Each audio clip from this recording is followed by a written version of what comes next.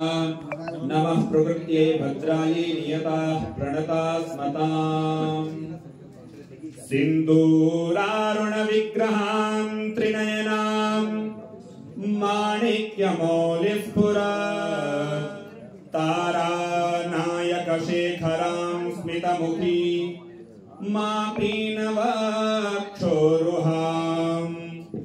पाणिभ्यां मणिपूर्णरत्नचषकम्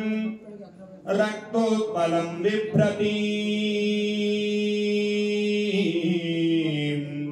सौम्यां रत्नघटस्थरत्नचरणां ध्यायेत् परामम्बिकां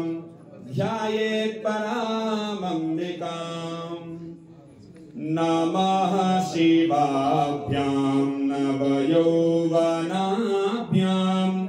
परस्पराश्लिष्टवपुर्धराभ्यां नगेन्द्रकन्या वृषकेतनाभ्यां नमो नमः शंकर पार्वतीभ्यां नमो नमः शंकर पार्वतीभ्यां नमः शिवाभ्यां सरसोत्सवाभ्यां नमस्कृताभीष्टवरप्रदाभ्यां नारायणेनार्चितपादुकाभ्यां नमो नमः शंकर पार्वतीभ्यां नमो नमः शंकर पार्वतीभ्यां नमः शिवाभ्यां वृषवाहनाभ्यां वीरञ्चिवीष्वीन्द्रसुपूजिताभ्यां विभूतिपाटीरविलेपनाभ्यां नमो नमः शंकर पार्वतीभ्यां नमो नमः शंकर पार्वतीभ्यां नमः शिवाभ्यां जगदीश्वराभ्यां जगत्पतिभ्यां जय विग्रहाभ्यां जम्भारिमोक्षैरभिवन्दिताभ्यां नमो नमः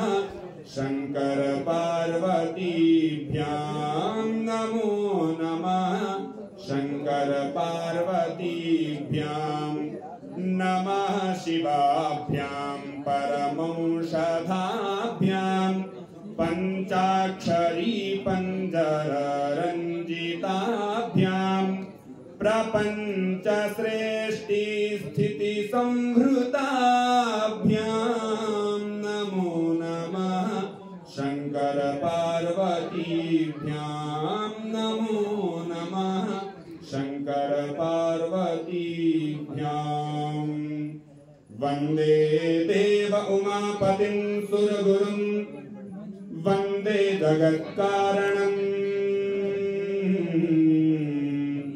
वंदे पन्नगभूषणं मृगधरं वंदे पशूनां पतिं वंदे सूर्यशशाङ्कवह्निनयनं वंदे मुकुन्दप्रियं